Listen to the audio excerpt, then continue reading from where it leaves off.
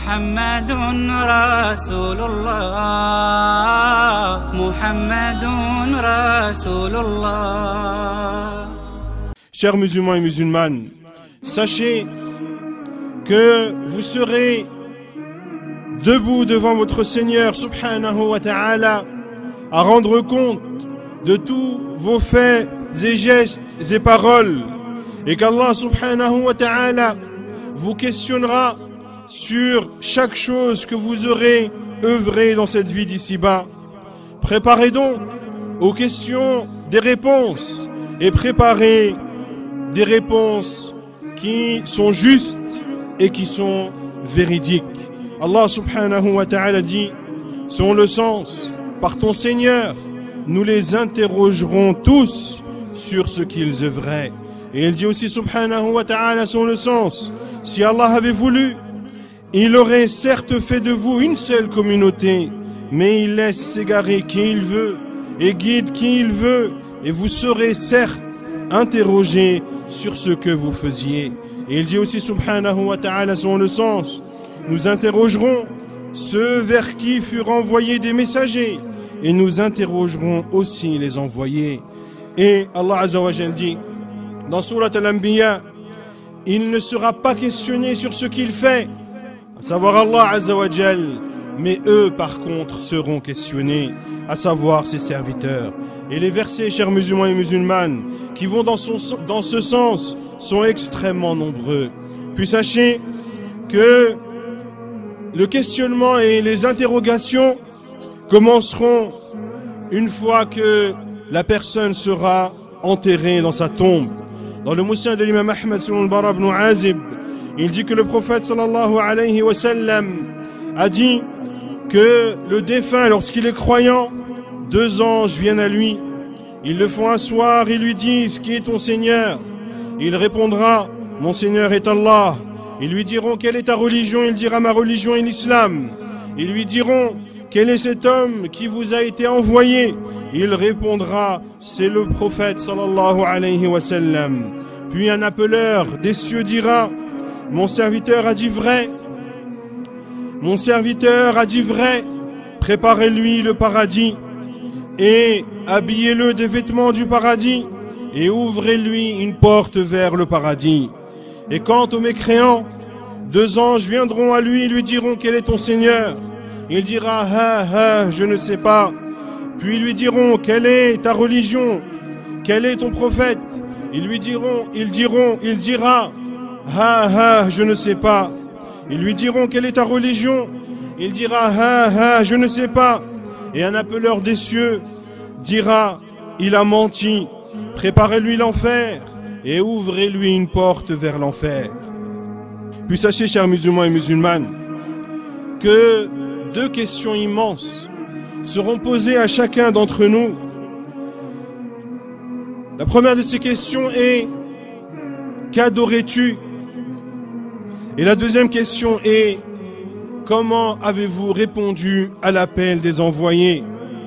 La réponse à la première question est l'explication de la ilaha illallah, que nul ne mérite d'être adoré qu'Allah Azza wa Jal, de connaître cette parole, de la mettre en pratique et d'adorer Allah Azza wa Jal en toute sincérité.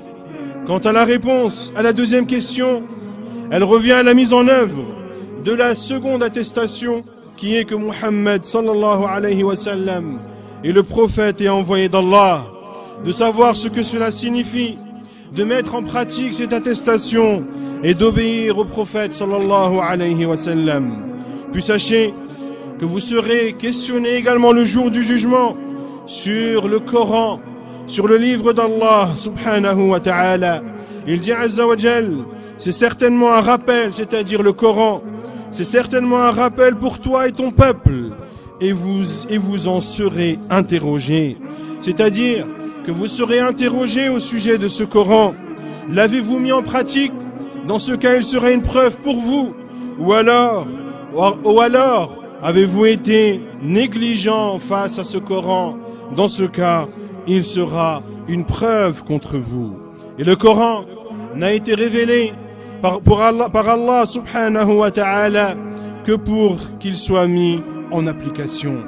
Puis sachez que la plus immense des œuvres, la chose la plus importante sur laquelle sera questionné le serviteur le jour du jugement, et ce qui est rapporté dans le hadith de Anas, rapporté par l'imam At-Tabarani rahimahullah, dans lequel le prophète sallallahu alayhi wa sallam a dit: la première chose sur laquelle sera questionné le serviteur le jour du jugement sera sa prière. L'on regardera celle-ci, si elle est bonne, il connaîtra la félicité. Si par contre sa prière est mauvaise, alors il aura perdu. Sachez également que vous serez questionné sur l'ensemble de votre temps d'existence dans cette vie d'ici-bas. Et vous serez questionné de façon plus particulière sur votre jeunesse. Comment l'avez-vous passée et quel usage en avez-vous fait? Et sachez que vous serez questionné sur vos biens. De quelle manière les avez-vous obtenus et de quelle façon les avez-vous dépensés et utilisés? Sachez également que vous serez questionné sur la science que vous avez. L'avez-vous mis en pratique ou non?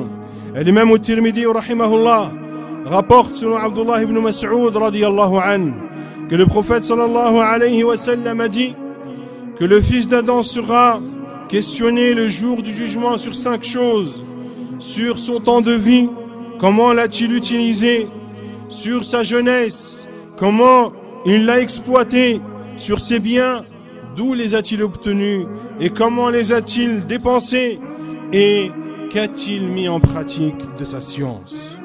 Et sachez également que les sens de l'être humain seront questionnés, que ce soit la langue, la parole, l'ouïe, la vue. Vous serez questionné sur tout ceci le jour du jugement. Il dit Azza wa Jal, sont le sens, et ne poursuis pas ce dont tu n'as aucune connaissance. L'ouïe, la vue et le cœur, sur tout cela en vérité, on sera interrogé. Sachez également que toute offense qui a été commise envers une personne, que ce soit dans ses biens, que ce soit dans sa personne, que ce soit dans son honneur, que tu seras questionné sur toute atteinte que tu auras proférée. Abdullah ibn Abi Bakra radiyallahu anhu rapporte que le prophète sallallahu alayhi wa sallam a dit: vos sangs, vos biens et vos honneurs sont sacrés comme le caractère sacré de ce jour-ci. Et le prophète sallallahu alayhi wa sallam a dit ce discours le jour de Arafat, comme le caractère sacré de ce jour-ci, comme le caractère sacré de cette terre-ci, à savoir la terre sacrée de la Mecque, dans ce mois sacré qui est celui-ci, à savoir le mois de Dhul Hijjah. Et il dit sallallahu alayhi wa sallam: et vous rencontrerez votre Seigneur et il vous questionnera sur tous vos actes. Puis sachez, chers musulmans et musulmanes, que toute personne qui a une autorité, qu'elle soit réduite ou générale, il sera questionné le jour du jugement. Abdullah ibn Umar radiyallahu anhuma rapporte, comme cela est rapporté dans le Bukhari et Muslim, le prophète sallallahu alayhi wa sallam a dit: vous êtes tous des responsables, vous êtes tous des bergers et vous êtes tous responsables de votre troupeau. L'imam, c'est-à-dire le gouverneur, est un berger et il est responsable de son troupeau. L'homme est un berger vis-à-vis de sa famille et il est responsable de son troupeau. Et la femme est une bergère dans la maison de son mari et elle est responsable de son troupeau. Et il dit sallallahu alayhi wa sallam: vous êtes tous des bergers et vous êtes tous responsables de vos troupeaux.